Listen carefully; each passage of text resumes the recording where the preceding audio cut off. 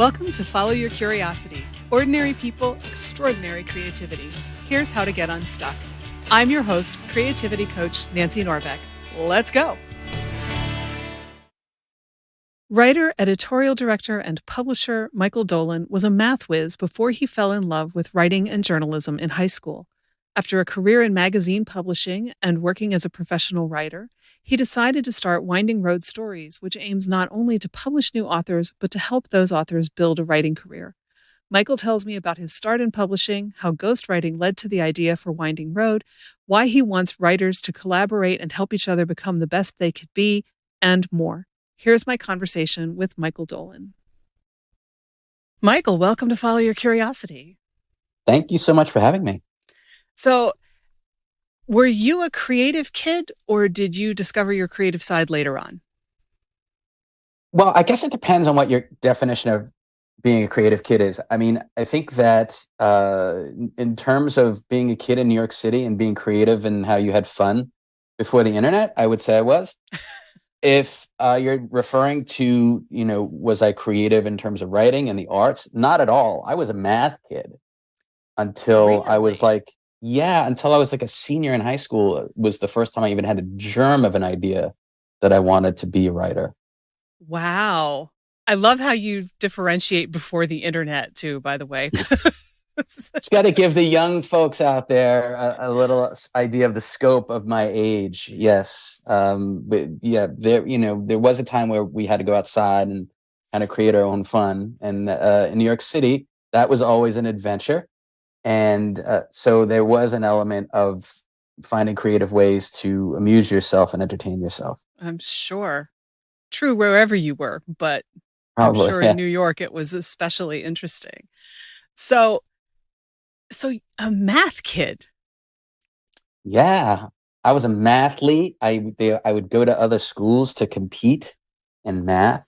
And up until I was a senior in high school, I thought I was going to go to engineering school. Wow. And then I took two things happened. I took a trigonometry class and I had a really bad teacher. He was the basketball coach and the driver's ed instructor and was not really a math teacher. And so I really struggled in trigonometry, and I thought, well, maybe this is just as good as I get in math. Like maybe I've hit my ceiling. And then, which in hindsight is silly, but now at that time it seemed that way. And then I had a English teacher named Ed Schmieder, who I took an AP literature class, an English literature class. And that helped me to understand these books that at first were really difficult to understand. So that was a really eye-opening experience for me. And then in my senior year, I was allowed to take a couple of electives. They let you go off the board a little bit to take something that you want to take. Mm-hmm. And he was experimenting with a journalism class that was a half semester class. And I took that and I just fell in love. I was like, this is fun. I enjoy doing this. But before that, I had no intention at all I didn't even know what writing entailed. In some ways, I think I still don't. But like I did not know what it meant as a profession, what it meant as. I just knew that I would open up the newspaper and I would see the same names all the time, and I just assumed, well, those people seem to be doing things they like to do, and so it was really not more well thought out than that. So all of the colleges that I applied to engineering school, much to my mother's dismay, I put aside, and I ended up going to NYU for journalism. Wow. And I want to be super clear here that I'm not at all trying to imply that there's no creativity in math. Lord knows I have had mathematicians on this show just to prove that there is.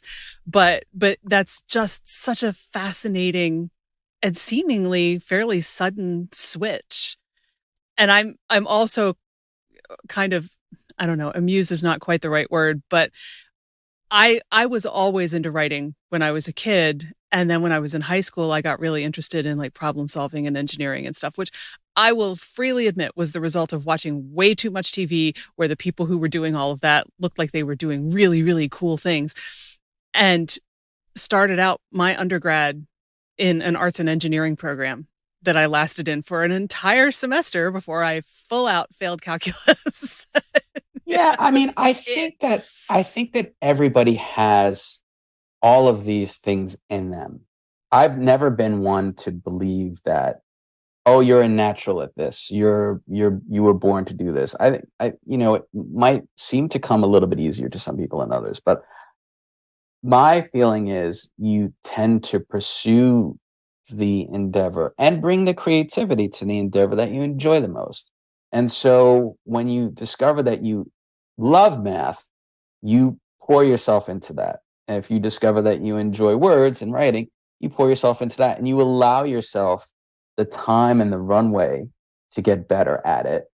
I tell this to kids when I get asked to speak about writing at schools, and kids will say, I'm not good at it. And I always ask them, when you play video games, which they all do, how many of you beat the game the first time? And no one raises their hands. And I said, but how many of you beat the game? They all raise their hands. I said, well, how long did it take you to do it? Oh, it took me a month. It took me 2 months. It took me 3 months. That's fine because you were enjoying it. So you were willing to put those 3 months in to get to the highest level of the game that you could possibly get to. If you don't enjoy it, after the second time you play, you're just going to put the controller down and say, I don't want to do this. So I think that's true of everything on a grander scale. If you love something, you're willing to make the mistakes, and they almost don't feel like mistakes to you. They're just kind of minor bumps in the road until you get to where you really want to go. But if Yeah. you don't like something, the first bump is like an exit ramp. And you're like, I'll get out right here. I'm out. Thank you. Yep. I see it. I see a fast food place and I'm getting out and I'm going to have something to eat. That's such a great analogy, and it's so true. I mean, when I was teaching, there was this whole philosophy, and I hope that by now it has been thoroughly debunked, but I don't know, that you couldn't teach writing, that, kids were going to pick it up naturally through what they were reading or whatever. And I thought, seriously? None of us popped out on day one knowing how to write. We learned it. It's like math. You have to learn how to do math. You have to learn how to write. You have to learn how a sentence goes together and why one sentence works better than another. And I just, like I said, I hope that is a view that has fallen out of favor by now, because I just thought that was the most insane thing I'd ever heard. It's like, yeah, you pick up language naturally, but that doesn't always mean you know the best way to use it naturally. For sure. And sometimes early on, and I'm not saying this to diminish what teachers do, but sometimes kids get bad habits because when you're in younger grades, oftentimes when you get a writing assignment, you're asked, please write 1 page on this, or please write 2 pages on this. And a lot of time, as kids are wont to do, maybe they didn't entirely read everything they were supposed to read and aren't as well prepared, but they've got to fill those 2 pages. So they figure out a way to fill those pages any way they can to get to the end so that they can say, I've done these 2 pages. And as you know, as a writer, that's the worst thing you can do. You're trying to get it to be as concise as possible, not to expand it unnecessarily. So a lot of times that habit is difficult to shake. Mm-hmm. And so you see, even as adults, people who again aren't always well prepared, but they have to write a report on something and they're just sort of, filling the page with words that don't need to be there. And it's not the best way to go about it. So I think sometimes the methods are, I understand why teachers do that because they want a child to express the ideas as fully as possible, but they're too young to really understand what that is. They just understand the goal, the binary goal, which is to fill the page. Yep.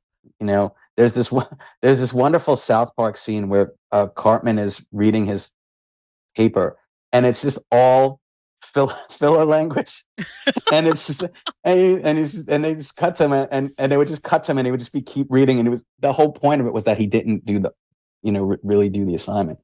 And so, and then at the end, he just says, and that's why Simon and Simon were not brothers. And it's just one of the funniest scenes ever in that TV show.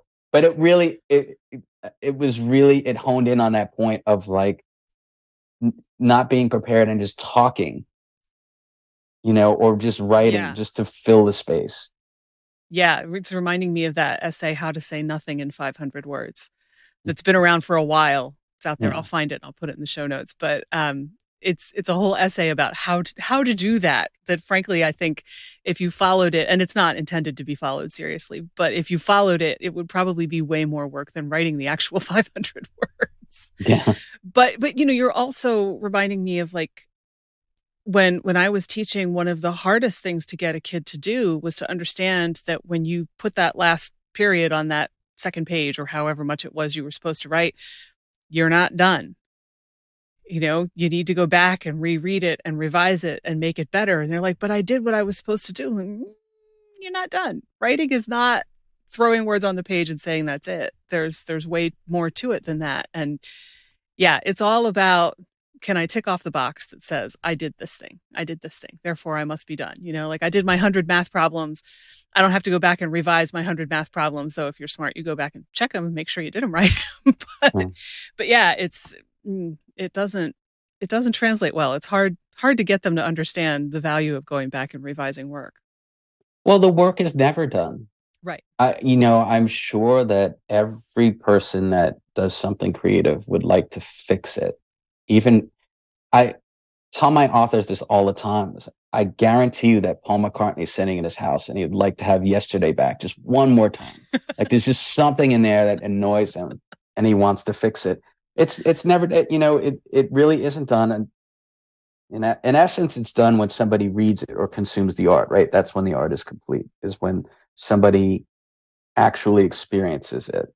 But in your mind as a creative, it's always undone. It's always unfinished. It's always, there's something that could be done to improve it. And I think that's why so many creatives are so tortured by the process, because it's like you said, it isn't a checklist. It isn't, okay, I've gotten to this point and it's completed and I move on to the next thing. You have to be able to let it go. And it's a Yeah. difficult thing to do because you Yeah. always feel like you can make it better. Right. You always feel like you can improve it in some way, which is the joy of being a creative. That irrational optimism of being like, I can make this better. I know this book sold 5 million copies, but I can make it better. Yeah. Which is where you start to slide into perfectionism and making yourself crazy. I've told Yeah. people, it will never be done. You have to realize, and acknowledge when you need to be done with it. Because you'll reach a point where any further and you're just going to start to spiral and make yourself crazy. And that doesn't do anybody any good. So at some point you kind of have to say, this is it. I know it's not perfect. It's as good as I can get it right now. And I have to let it go and be okay with that. For sure. Because, yeah. So you took this journalism class. What happened after that? Did you end up like joining the school paper, deciding to be a journalist? Or did you just use it as a jumping off point? We didn't really have a school paper in high school, I don't think. If we did, it was not very memorable. Um, we, I, it was my last semester at senior year, so I took journalism. And journalism and mass communications was the major at NYU, and NYU had a very broad liberal arts program. So the journalism part of my studies was only about 8 classes overall. So I had a lot of classes still to take to fulfill all the liberal arts requirements. So, and they had some guidelines on what you could and couldn't take. Usually they had sort of different categories. You had to pick one from this massive list of categories. So I took a lot of creative writing classes while I was there as well. And I was exploring that aspect of it. I was the actual journalism part of the curriculum really was mostly devoted to newspapers. Although as I got to my upperclassmen years, I started to focus on magazine journalism because I was really, the creative writing aspect of it was burgeoning in me.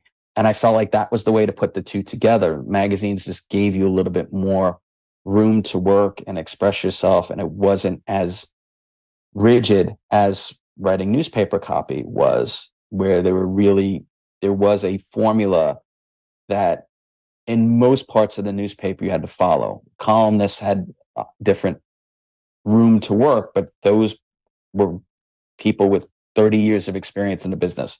I had zero, so I was going to get, if I was lucky, I was going to write agate copy, like, just almost data in the newspaper. So I started to kind of explore both of those things together. And then there was just sort of a random serendipity of events. My older sister, Anne, was studying fashion, and she had an internship at a women's fashion magazine called Elle, which is a French magazine that had just come to the United States and was exploding in popularity in the 80s during that supermodel culture. Yeah. And she decided that she did not want to study fashion anymore, so she transferred colleges and she started studying psychology. And she went into the magazine and said, I'm leaving. I'm not doing this anymore, but I have a younger brother who's studying journalism. Maybe you want him to come. And I said, sure, have him come in. So I went in. And I think at that point, they just didn't want any disruption they just wanted somebody there. Mm-hmm. Like, because it was a really short interview and it was almost like, when can you start? How many hours can you work? What's your schedule? It was what I call the 3 eyeball interview. Like, they just interview to make sure you're not crazy. And so I passed that and they were like, great, come in on Monday and you can start. So I was a teenager at NYU and I was working in one of the biggest fashion magazines in the world, but I was working in the advertising department, not in the editorial department. So it was a weird experience because I was in the building, I was there, but I wasn't close to doing what I really wanted to do. So it was the best of times and it was the worst of times, as an author once said.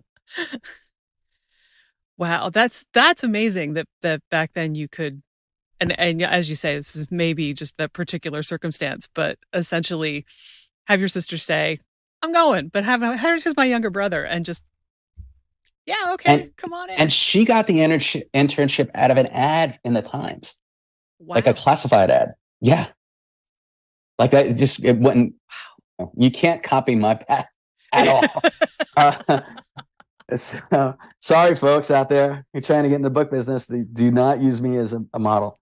But yeah, it was a strange thing that it all kind of happened that way, and it was a blessing and it was a curse, because I was working in the advertising department, and once you start to get on that track, it's very difficult to get off. mm-hmm.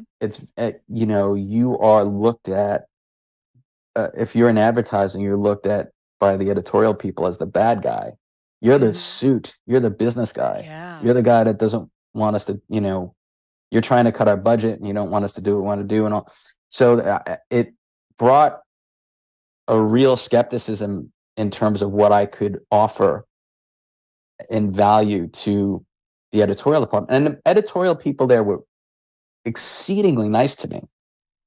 They were very nice, but it was, no one wanted to sort of take that gamble and be like, we'll give him a chance. That just never quite happened. So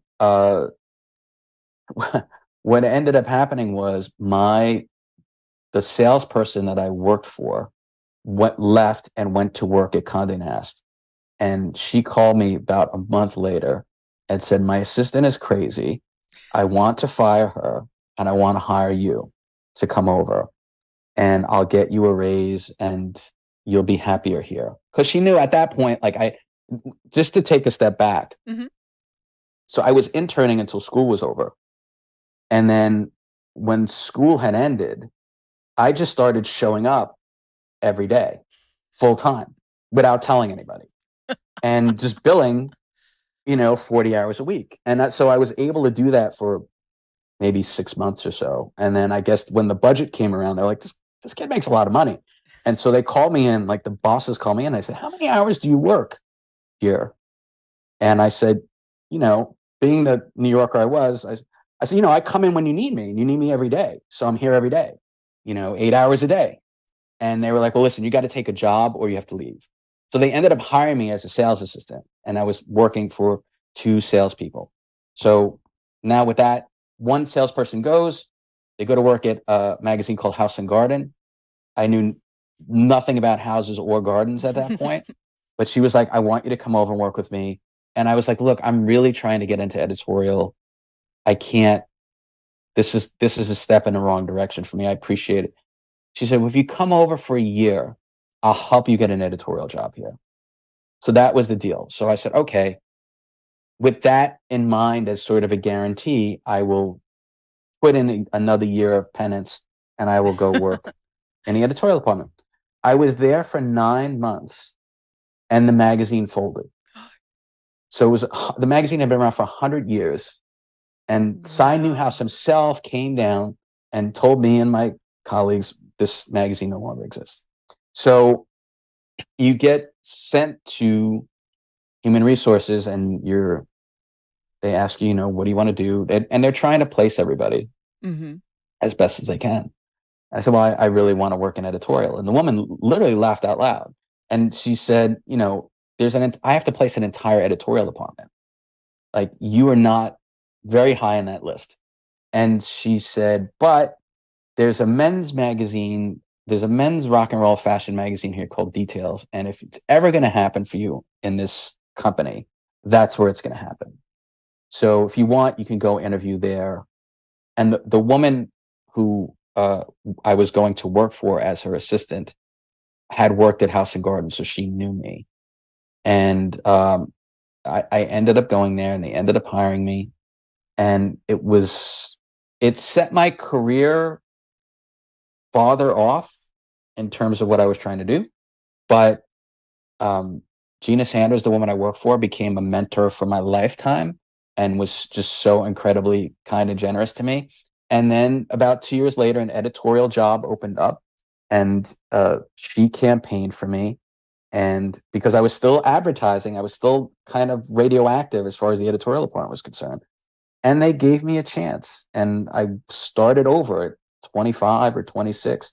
I was an editorial assistant, my salary cut in half, um, just all my responsibility gone. I was back to doing expense reports for people and various sort of administrative duties. But I wanted to do it so badly, no one was going to talk me out of it. Mm-hmm. No, you know what I mean? I was like, I'm here. I'm not leaving the room. I'm here. So Yeah. they just humored me, and I went to work for just the most amazing staff of editorial people and brilliant minds, many of whom are still my friends to this day, over 25 years later. And so I had to take that step backwards to go forward. But I wanted to do it so badly, it wasn't even a thought of not doing it. Well, and I think that's such a good point that people don't, they either forget or they never realize it in the first place, that sometimes, it's not a linear path. It's worth taking the pay cut. It's worth being willing to start over doing something new if that's what you really want to do and that's what you need to do to get there. And, we get locked into this idea that everything has to be, that it's a ladder rather than, a hiking trail. So everything has to go straight up when actually you're probably going to meander around for a while and there will be this place that's a little bit higher than that place. And then you'll land, somewhere in the middle and then maybe you find the ladder or you start climbing the hill. But it doesn't always go in a straight line. I think most things in life actually don't always go in a straight line. It's really hard because the opportunities are never in a straight line. Yeah. You know, when I was deciding where to go to school, my mother was really trying to push me to go to business school. And in some ways, she probably was right. She was just thought it was a more stable job and a more stable income and what have you. And so I went to talk to my dad, and I said, Dad, what should I do? I said, I'll do what you want me to do. Just tell me what you think what's the best thing to do. And he gave me the best advice I've ever gotten in my life. He said, whatever it is that you decide to do, just make sure you love it because you're going to be doing it for the rest of your life. Yeah. And that was it. And so once he told me that gave me the freedom to make all of these decisions because he was right. If you're going to be doing this, you, what price do you put on happiness? What price do you Yeah. put on contentment? And so I kind of use that as my spiritual guide whenever I make decisions, because if it's going to make me happy, chances are I have a better chance of succeeding at it than if I'm unhappy. Right.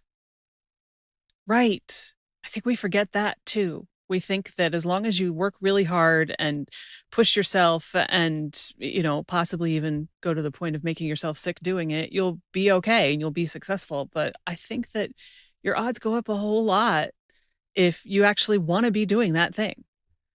There's so I much drive and enthusiasm that comes with that doesn't come with, I just have to get through one more report. Yeah, I talk to authors all the time who just want to make enough money from their books to quit their jobs. Mm-hmm. And it's partly because they love writing, partly because they don't like their jobs, but there is that sense of, this is not where I want to be, and I'm trying to find a way to where I want to be. Right. Right. Absolutely. So how long did you stay at Condé Nast? I was there until I was there for about 5 years, and then the magazine had gone through a lot of changes. I had been through five editors in chief in 5 years, which is a Mhm. lot. Yeah. Because every time somebody else would come in, they would completely change the mission and redesign the magazine. And I by that time I had reached the kind of limit of what I felt I could do. And a lot of people did. And a lot of the people that I had sort of come of age with at the company left to go do other things. And I just knew it was time. I didn't really know what I was going to do, to be honest with you. I just knew it wasn't happening for me there. I hadn't progressed at the speed and the responsibility that I had hoped. And so but they were losing people and they were desperate to keep me. And so, not because they particularly thought that I was an irreplaceable asset, but they needed people to put the magazine out. And Mhm. so I walked into uh, Bill Shapiro, who's still a dear friend, walked into his office and he said, he knew I was going to quit. I didn't say a word. He said, before you say anything, I just want to let you know, we're offering you a promotion and a raise. And I was like, it's time. I have to go. And so he's like, well, what could we do? And I said, well, look, I really want to write. I've never been able to just be a writer. I've always been an editor. I've always been working on other things here. I've never had a chance to do my own thing. And he said, well, if we put you on contract as a writer, would that be of interest to you? And I was like, sure, that would definitely be of interest to me. And so they hired me as a writer, and I didn't have to be in the office. I could work remotely, and I could work on a variety of different things. I didn't have to work on one specific section of the magazine. And then, so in some ways, like, you know, they, I was ready to leave and they made my dream come true. They put me under contract for a year to be a writer. And so I had a year to see if this would work or not, if I had the ability to do this for a living.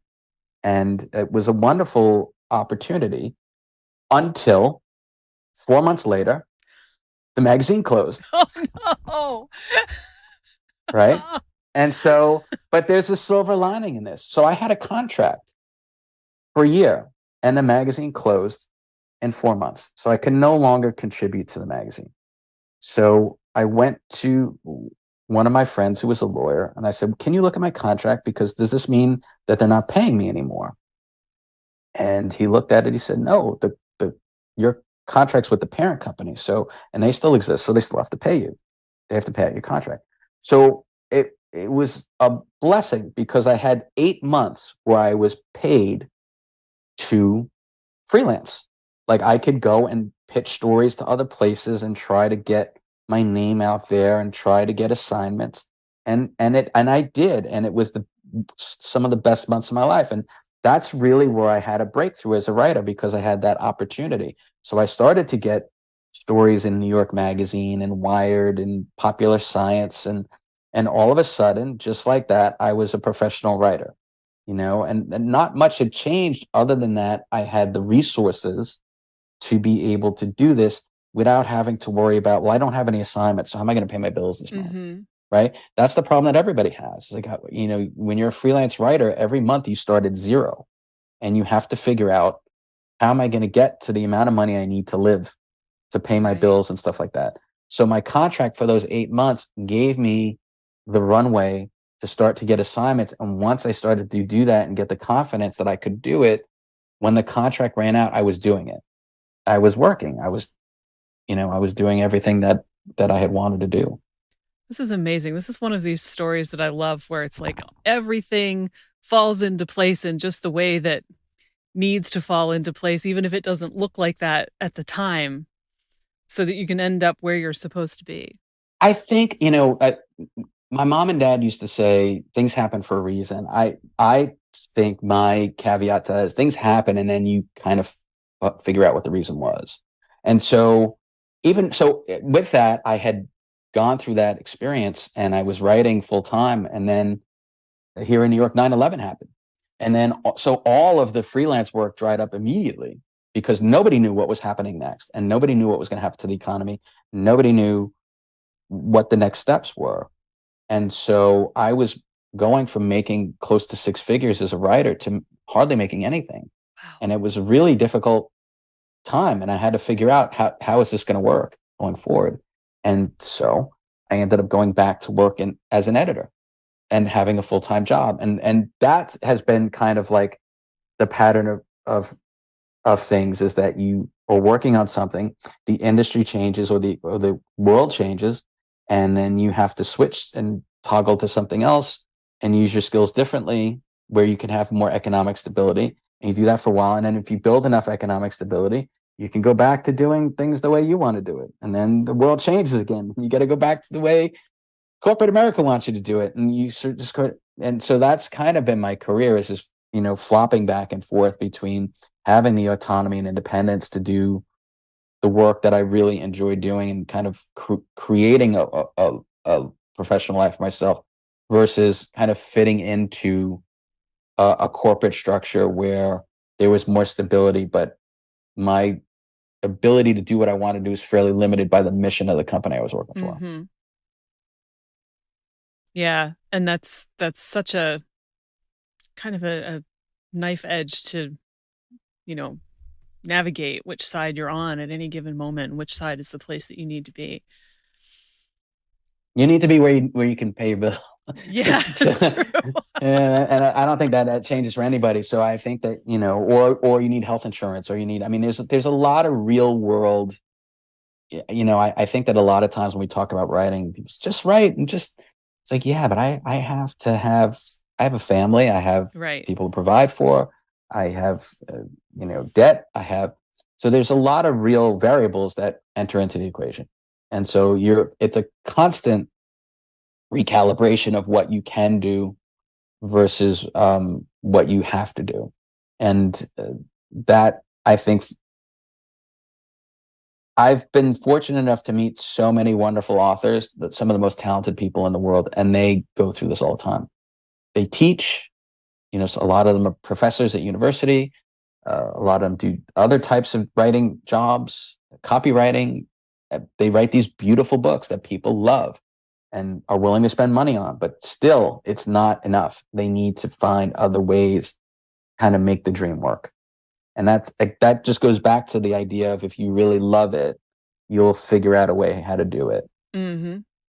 And I think, and this is something that has definitely come up on the show before, but when you were talking about the authors who just want to make enough to quit their job, so many people have this idea that they're going to become an author and they're going to be, a Neil Gaiman or somebody else who makes a ton of money at it and can quit their job and live super comfortably and jet around the world.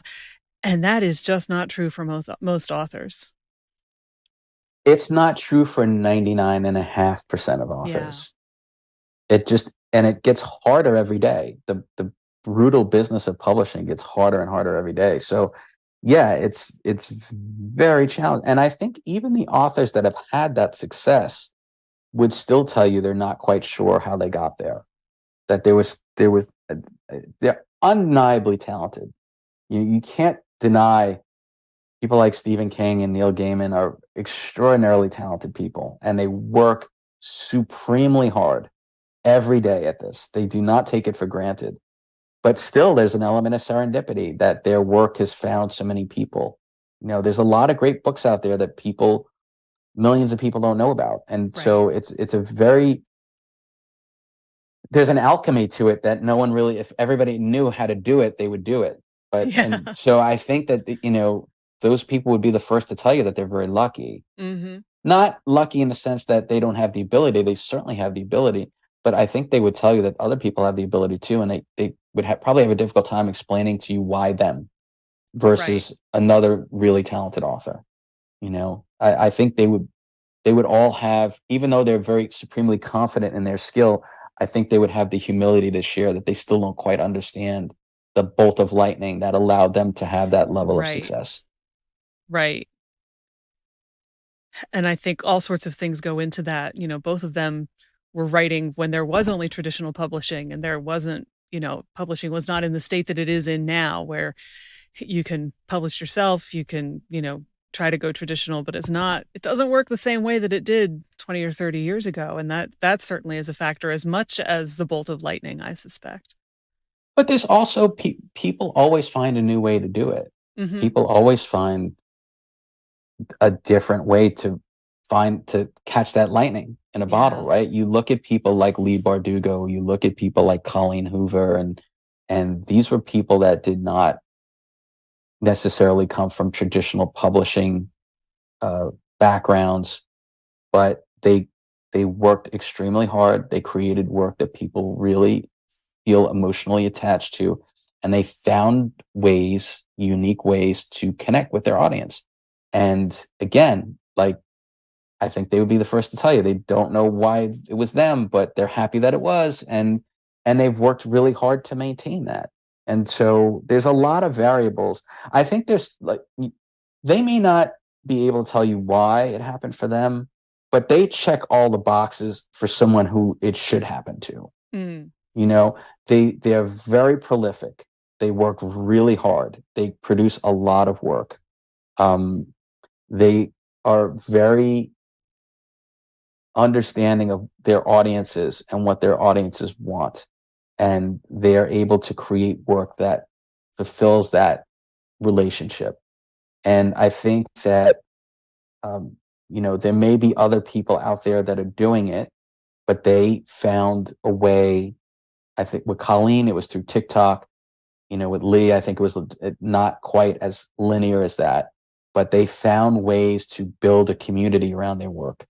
And that community grew and grew and grew exponentially in ways they couldn't have dreamed of, but it's happened. So even though the publishing model changes, people change with it, both on the author side and on the reader side.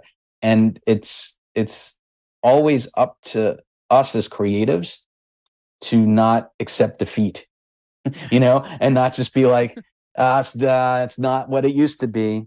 No, but that's an opportunity. That's an opportunity. It's not a downfall. It's an opportunity. It's easier now in some ways because you're not beholden by somebody making a decision for you. Right. So, it's things happen. It's how you react to those things that determines, whether that event was a pivotal moment in your life and something that lifted you, or was it a moment of despair that brought you down? It's kind of how you react to it determines that. Yeah, I think that's very true too. Yeah. So how did you end up making the switch from freelancing into books? Well, after working in magazines for a number of years, I had my own magazine called Athletes Quarterly that was for professional athletes, and that was a lot of fun. And I did that for a few years, and then it really got to the point where it just wasn't feasible anymore. The cost of making magazines became too high. The internet costs were too cheap, and the advertising model for what I had created didn't work anymore online. It only worked in the print form. So I started ghostwriting books for other people. And I went to work.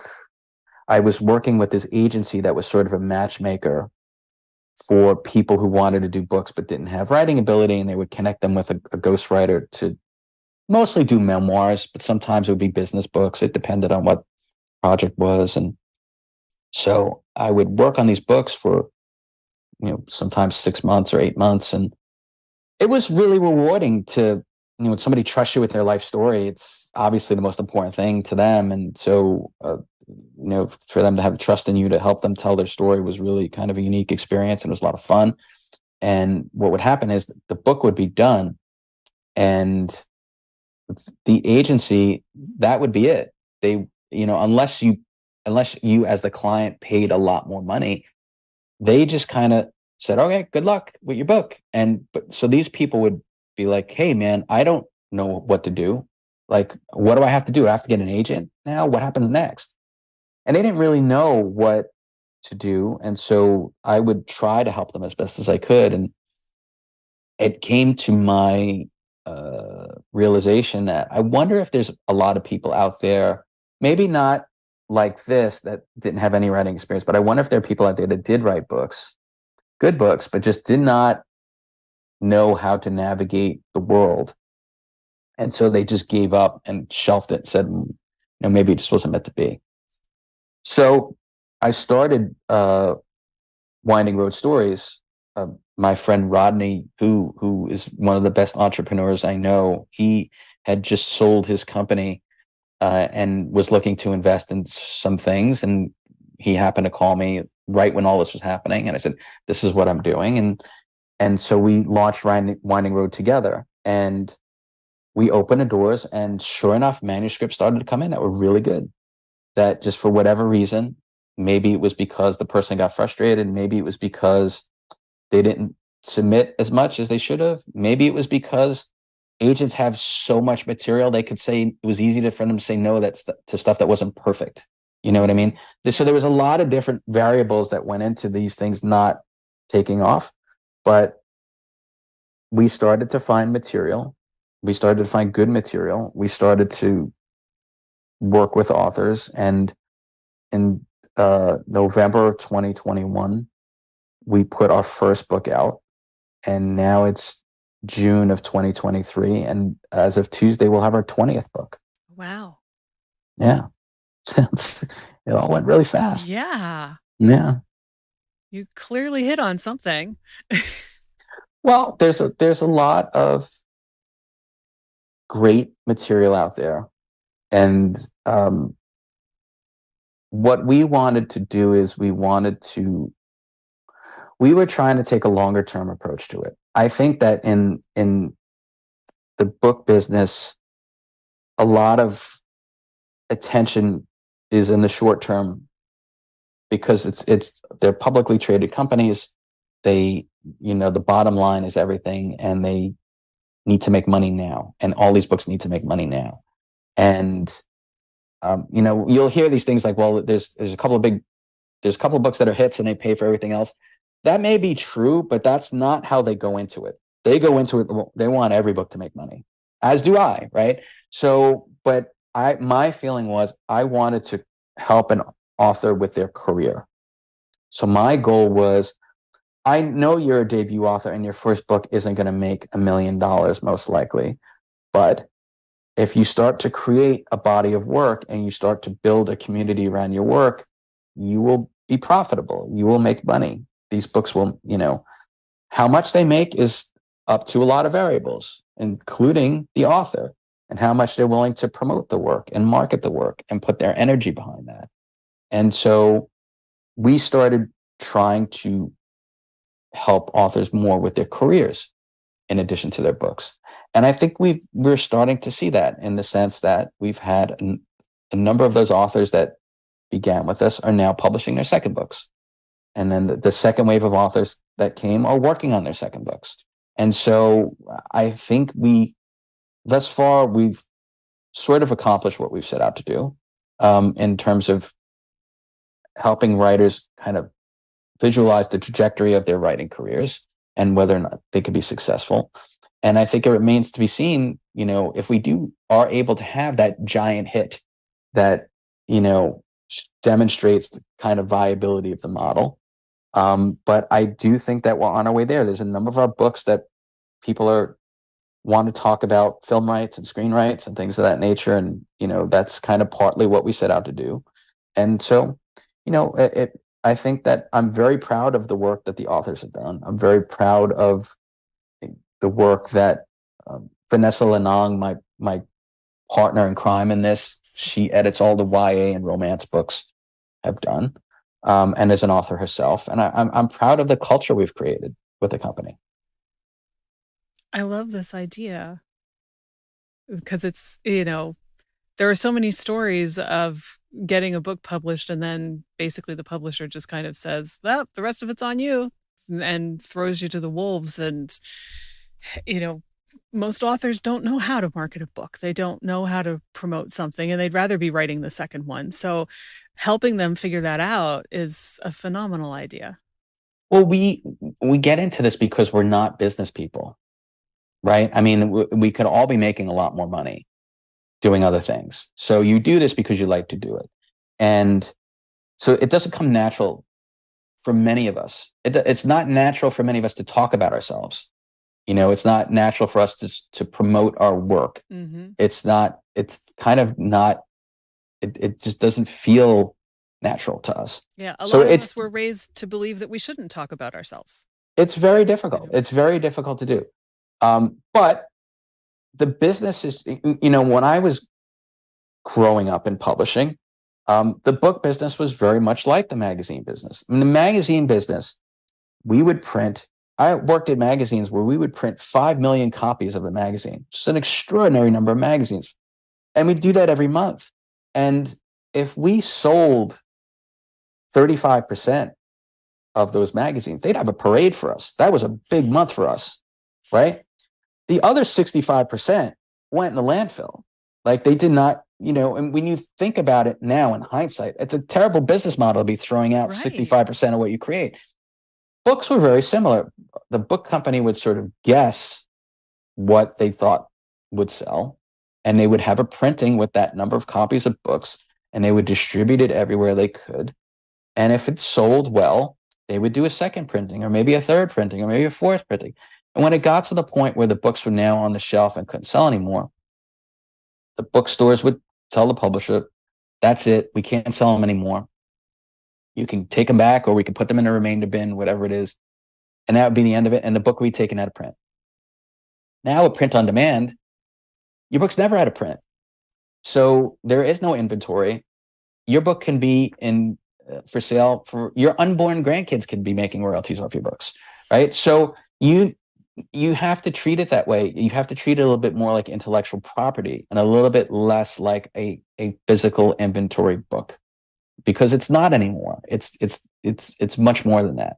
And so you can sell your books as long as you, the author, are willing to market them, right? And so that's a different world that we live in now. And I think some authors understand that very well. And some authors still haven't quite grasped the concept yet, right? Even with their out of print books. It's like, well, I did this book, but it's out of print. It's like, according to who? You can pull that book back and put it in print yourself if you want. Like, so there's new opportunities here. And it's really kind of up to you in terms of how much you're willing to do the marketing and the promotion. How much are you willing to learn to do the marketing and the promotion? How much are you willing to try things and fail at them and to find the right road of success in them? And so that's the part that's a learning curve for everybody, including me. Like, we try things all the time, and sometimes things work really well and sometimes they don't. But you don't know until you do it. So it's just encouraging them to kind of have that beginner's mind and that sort of childhood curiosity to be like, all right, I'll try this, and we'll see if it works or not. Yeah, and it's that willingness to fail that I think people also get hung up on, because we're always told that failure is bad, but failure is also often the best way to learn something. I think, I mean, I feel like you see a lot now in business, um, stories about how failing is good. I I prefer not to fail, Don't but we all? I think you can't be afraid of it. I think you can't be afraid of something not working. And especially if you're a writer and you're so used to rejection to begin with, rejection is just a daily part of our life. If you're used to that, it's really kind of the same thing. Like once you have a bit of a thicker skin and be like, okay, that's not for this group of people, it gets easier to try things and not have them work and be able to move on quickly to the next thing. You know, it's when you're afraid to experience that rejection is really when you don't try and you kind of hide with your book, and that almost never works. Yeah. It really doesn't. You know. Yeah, it's hard for people to find you if you're hiding. Yes, especially if you're an author, because Yes. you're hiding already to a certain extent. Right. But yeah, it's much harder when you're hiding as an author. Yeah, definitely. So I want to make sure that we get a chance to talk about the collaborative things that you're doing because I'm fascinated by the idea of writing collaboratively. And I want to hear more about what that means in your world, what that looks like, and how you got there. I know you mentioned the Beatles documentary was at least part of that. Yeah, I'm still obsessed with that. It's been 2 years and I'm still obsessed with that. I mean, for people who are listening, the Get Back documentary, which is on Disney, I would highly recommend everybody watch because it's 9 hours, but I wish it was 90 hours. It's a really intimate look at the biggest band in the world at the peak of their success. And it's a fascinating look at their creative process. And there's one scene, these were guys that were dependent upon each other to succeed. And they had gotten to a point in their careers where they were now hugely famous and had the autonomy to do whatever they wanted to do. And you could see that struggle in this documentary. Like Paul McCartney and John Lennon and George Harrison and Ringo Starr are all massively successful. Ringo's starring in a movie. Paul's working on an album. John's doing his own. Like they could do whatever they want at that point creatively, but they still kind of knew that they needed each other in some way. And so they're working on this album and they're showing up. And at times they're not even talking to each other, but they are still showing up in this studio and they are still working and they are still creating things. And there's a beautiful scene where Ringo comes in and he's like, I got this idea for a song. And he starts banging away at the piano, the first kind of notes of Octopus's Garden that you could recognize, right?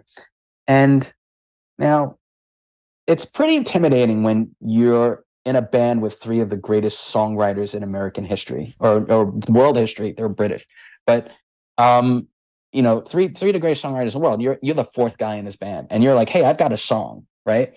And so that's intimidating enough as it is. But then, like something wonderful happens. Like George comes over with his guitar, and he starts playing with them, and he starts trying to figure it out with him. And so they're kind of conspiring together now to get the song closer to what it needs to be before Paul and John show up. And so they're playing and they're kind of coming together a little bit, you know. And then John walks in and he says, well, Ringo, what's my job on this? He said, well, you can play the drums. It's okay. And he gets a cigarette and he sits and he starts playing the drums on the song. And then Paul walks in with watching everything that's going on and has a huge smile on his face. And that whole movie to me, it was fascinating about how these guys that could do whatever they want still wanted to collaborate in in the biggest possible way. They just wanted to make each other better and they just wanted to work on stuff and make it better and more interesting. And I was so envious as a writer because I feel like bands have that and writers don't, right? We go in a room by ourselves and we plod away on the keyboards. And then if you're really fortunate, you have people that you trust that you can share your work with. And in some ways that's a collaboration, but you never really sit in a room together Right. and try to create something together that's special. And so I don't know where that's going to go, like, but endlessly fascinated by it. I've started a writing group here in New York.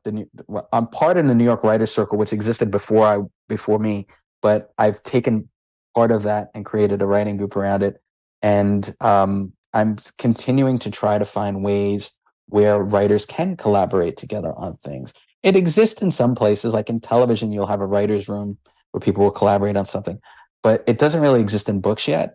And I'm still trying to figure out, how do you replicate that experience where you can all be in a room together working on something, and just the joy that it brings when it comes together the way it did in that documentary? That is so interesting. It's reminding me of, being with my friends in my MFA program when we would have, I did a low residency program. So we were only together for about a week, and we would have these short assignments because it was only a week where, one of them that I remember was, write a story that has no conflict. And we were all Mhm. like, I'm sorry, what? So, so we're like sitting around the table at lunch going, how are you writing a story that has no conflict? Which is not exactly what you're talking about, but we were still just sort of like, how does this work? How can you do this? What makes sense and what doesn't make sense? So I guess it isn't a totally alien concept to me like I originally thought that it was, because I had not thought about that for a while. But yeah, I love that image, and I will admit I have not yet watched Get Back, but I need to. It's on my list, and I'm now it's higher on my envious. list. I'm envious that you can watch it and feel it for the first time. I no, I my very first journalism class, I had an adjunct professor who named Mickey Carroll. He was the best professor I ever had. I learned more in that class than I did in the rest of my NYU uh, academic career combined. And the first day we had an assignment, we're all sitting there working on the assignment. And he said, if you get stuck, get up and look and see what other people are doing. And I was like, what? Like, you want me to look at other people's work? Like, we're getting graded on this, right? Like, you're so ingrained in the academic, Yeah. like, you do yours. And he was like, yeah, because if you're in a newsroom, that's what you do. You ask for help and you go and you know, and it was such an extraordinary lesson. NYU hated him as a professor, but like, he was the best professor I ever had, because it was that sort of collaboration. And in magazines, I was very blessed to have that because we were all writers. We worked with writers. So you did have that element of sitting around and talking about things. I mean, it maybe didn't necessarily, we weren't sitting there actively writing, but we would talk about stories and how to develop a story and what was important and what the theme was. And so there was that collaboration amongst creative minds. And when you get into books, it's far more isolated. Hmm. I'm fascinated. I know people who write and who never talk to their editor. It's all 100% through email. And I'm just blown away by that. Like, I just can't even fathom what it would be like to work on something and not have a spoken word between me and my author. It just doesn't make sense to me. It just feels too rigid and exclusionary. But I guess it works for some people. It would not work for me Right. at all. That is really interesting because, you're already so isolated, and email feels, it's contact with the outside world, but it's not in the same way. It feels much more isolated, and it's not in real time. So you can't kind of respond to the idea that's in the email in that same way and say, but what do you think about this? And have an actual, I mean, you can, email is a conversation, but it's not the same kind. I, I don't think it's a conversation. To me, I almost feel like I'm talking at people. I'm Mm-hmm. talking with people, right? Because you say something, and then, at some determined amount of length time later, they say something back, and you're both counting on understanding each other's tone, understanding each other's Right. meaning, and so you're assuming a lot of things as emails going back and forth.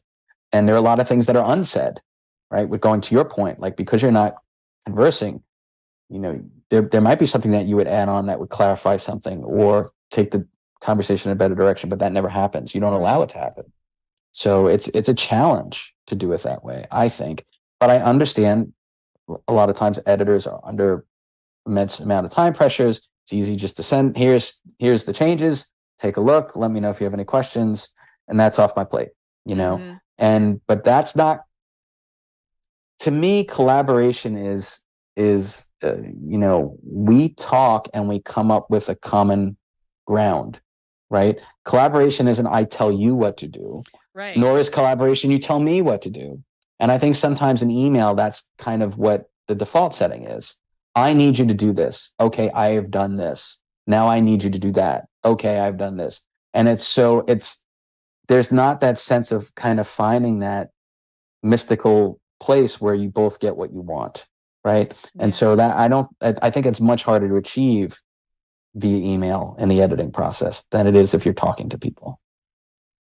Yeah, that makes much more sense, because just going back again to that image of Octopus's garden coming together. I mean, how would you have done that over email? You couldn't have.